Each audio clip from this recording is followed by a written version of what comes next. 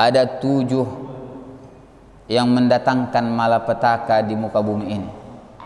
Ada 7 perbuatan yang mendatangkan bala Allah di muka bumi ini.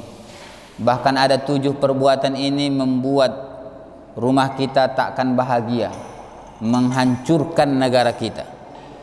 Sebagaimana hadis Rasulullah sallallahu alaihi wasallam yang mengatakan, ijtanibu sab'al mubiqat, jauhi kalianlah ada 7 yang mengundang bencana.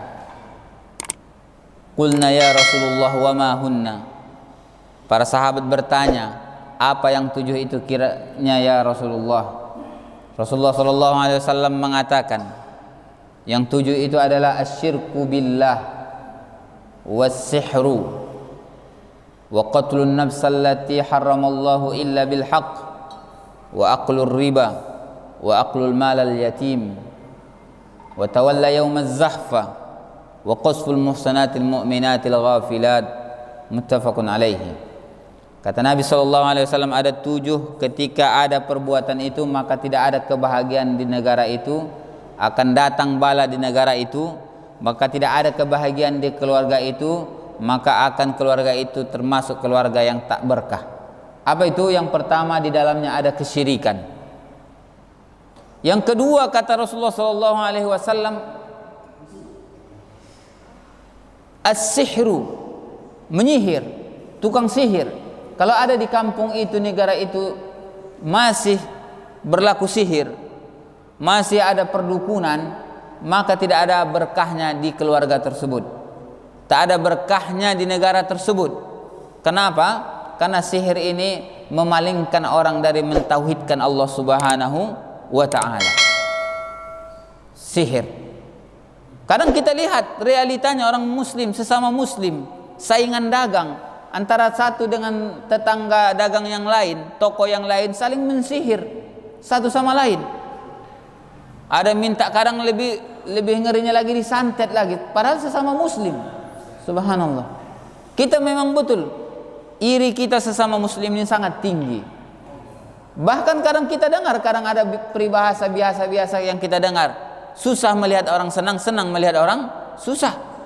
Sampai hafal kita bahasa ini. Kenapa? Karena inilah kebanyakan muslim zaman sekarang. Kalau ada toko di sebelahnya yang lebih maju, sirik, apa dia? Iri dia. Kalau bisa apa? Kalau bisa dia matikan usaha orang itu. Subhanallah. Yang ketiga, wa qatlun nafs allati haramallahu illa bil haqq, mengorbankan nyawa yang tidak berdosa. Subhanallah. Kadang ini kita lihat fenomenanya, gara-gara untuk jabatan saja orang kadang Orang kadang mengorbankan nyawa orang lain supaya diangkat dia menjadi yang lebih tinggi lagi. Yang keempat, dan inilah yang menjadi tema kita, wa aklur riba, memakan harta riba. Subhanallah. Kira-kira banyak kita memakan riba, Pak Ibu? Banyak Ustadz. Kita ini memakan riba tanpa kita sadari. Semua kalangan, baik kalangan ustadz, baik kalangan ASN, baik kalangan pedagang, baik kalangan petani, baik kalangan buruh. Kok begitu Ustaz? Iya. Bukan kadang kita berpikir riba itu hanya sekedar menganakkan uang atau uang berbunga, tidak. Riba itu orang yang contohnya menabung di bank konvensional. Yang di bank konvensional itu, mohon maaf, menghalalkan riba, menghalalkan bunga, membolehkan bunga. Berapa banyak kita yang menabung uang kita di bank konvensional? Ustadz, aku kan menabung, tak ku ambil bunganya Ustadz. Hanya sekedar menabung saja supaya aman uangku daripada di rumah takut aku nanti hilang atau dicuri orang. Sama saja, kita pun akan ikut dalam proses dosa tersebut. Kenapa? Karena Allah mengatakan, wa ta'awanu 'alal birri wat taqwa wa la ta'awanu 'alal itsmi wal 'udwan. Bertolong-tolonglah kalian dalam ketakwaan dan jangan saling bertolong-menolong dalam kemaksiatan. Memanglah tidak kita ambil bunganya, kita hanya sekedar menyimpan saja, tapi uang kita itu digunakan, diputarkan yang pemiliknya, sehingga kita tolong bank itu eksis dia karena modal kita ada di situ. Nah, di situ kenanya, di situ dosanya, di situ ribanya. Padahal Allah sudah mengatakan, wa ahallallahu al-bai'a wa harramar riba. Allah halalkan jual beli dan mengharamkan riba. Ingat ya Pak Ibu, riba ini mirip-mirip saja seperti jual beli. Makanya kadang orang mengatakan, Ustaz, kalau ku tengok Ustaz atau ku lihat Ustaz, bank konvensional dengan bank syariah itu hampir bersama aja nya. Salah, itu salah. Beda, satu yang halal, satu yang haram. Memang cara kerjanya hampir sama, tapi ada perbedaannya. Di mana? Salah satunya di akad dan kejelasan dalam transaksi dan usaha yang digeluti atau yang diinvestasikan. Nah, itu bedanya.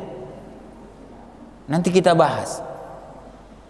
Nabi SAW mengatakan, la'anallahu akilar riba wa mukilahu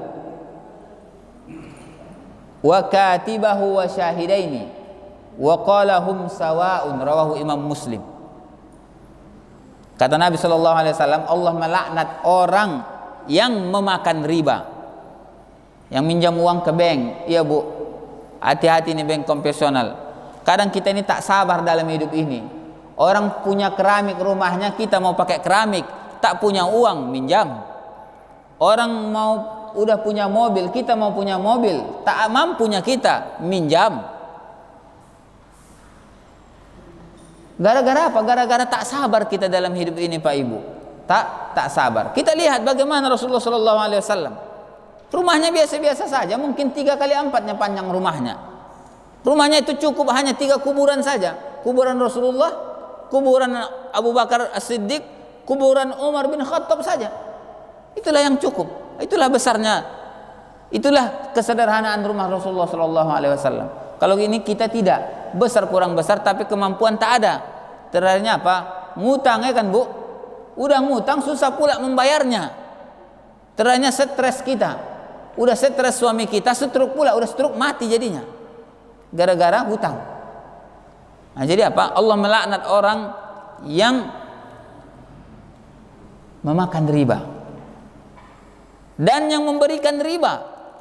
Mohon maaf, yang bank-bank konvensional. Wa katibahu, dan orang yang menuliskannya, mohon maaf ini orang yang pegawai di bank konvensional. Wa syahidaihi, dan yang menyaksikannya, kulluhum sawa, kata Nabi. Semuanya sama. Dosanya sama-sama dilaknat. Kalau sudah ada kata-kata laknat, berarti ini dosa besar ya Pak Ibu. Sampai kata Nabi SAW bahwa serendah-rendah seringan-ringannya orang memakan riba itu, ka'ayyazni rajulu ummahu au ka'ayyatazawaja rajulu ummahu. Seringan orang memakan riba tersebut, memberikan riba tersebut, yang kerja di bank konvensional yang ada ribanya, maka seperti seseorang menikahi ibu kandungnya atau menzinahi ibu kandungnya sendiri. Subhanallah. Jadi hati-hati kita ya Pak Ibu tentang riba ini. Banyak kita kenanya. Ustaz, bagaimana kalau kredit itu Ustaz? Kredit itu riba? Tidak. Beda kredit, beda riba. Kalau kredit itu harganya memang sudah dijelaskan. Kalau cash sebegini. Contohnya mikrofon ini kalau cash 1 juta. Tapi kalau kredit kita selama 1 tahun menjadi 2 juta. Nah, ini pilihan. Al-bai'u bil khiyar ma lam yatafarraqu bainahuma, kata Nabi. Jual beli itu pilihan sampai selesai dengan majelisnya. Kalau mau ada uang beli kontan, kalau tidak dengan riba, dengan kredit, tak masalah. Tidak masalah. Nah, seperti ini. Mana tahu ada yang bertanya, Ustaz, bagaimana Ustaz? Saya kan gaji saya contohnya kan pegawai negeri di bank konvensional. Berarti kena saya ini, kena kita ini hampir semuanya. Jadi macam mana caranya kita paling bisa minimalisir saja? Artinya macam mana kalau kita gajinya seperti itu, buka satu lagi bank syariah. Jadi setiap 1 bulan, setiap bulannya masuk uang kita, kan mudah sekarang bank, mudah sekarang ada handphone, langsung aja transfer ke bank kita yang syariah. Setiap masuk transfer, Begitulah cara kita. Tak mungkin pula kita tentang pemerintahan. Janganlah kirim ke gajiku ke bank konvensional. Rupanya siapa kita? Nah, jadi apa? Jadi begitulah cara. Kenapa? Karena di segala lini sudah menjamur riba tersebut. Nah, itu yang keempat. Yang kelima, yang sampai keenam, yang ketujuh, yang kelima, wa aklul malal yatim, memakan harta anak yatim. Ini pun termasuk mendatangkan laknat di keluarga kita dan bala. Banyak orang, Ustaz, mungkin banyak orang yang memakan harta anak yatim tapi tak dia sadari. Nabi mengatakan, ana wa kafilul yatimi hataini fil jannah.